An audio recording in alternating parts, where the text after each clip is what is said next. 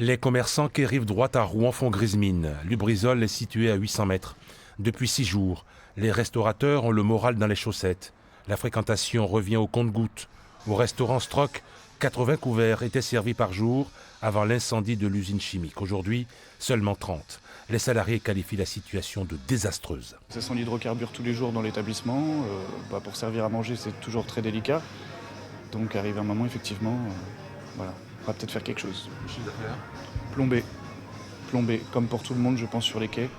Selon le président de l'Union des métiers de l'industrie de l'hôtellerie, les restaurateurs du centre-ville historique résistent mieux par rapport aux commerçants qui sont sur les quais rive droite. Dans l'hôtellerie, on observe des annulations de réservations de chambres.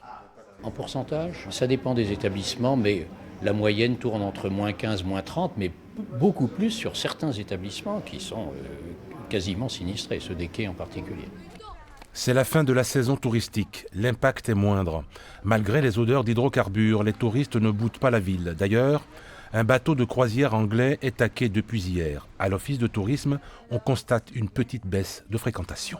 Sur les premiers jours de la semaine, c'est-à-dire lundi, mardi, les choses semblent se rétablir un peu pour ce qui est de l'office de tourisme. Nous sommes seulement à 8% de baisse de fréquentation sur les 2 premiers jours. Donc on est sur des chiffres de plusieurs centaines de visiteurs à l'office de tourisme qui sont comparables à l'année précédente. Aucune annulation de croisière. Le vendredi et le samedi et les premiers jours, les croisiéristes ont pris pour la plupart d'entre eux la mesure de distribuer des masques à leurs visiteurs, mais il n'y a eu aucune annulation. Pour l'heure, restaurateurs et hôteliers souhaitent que les élus et l'État donnent de l'espoir et de ne pas tomber dans la sinistrose.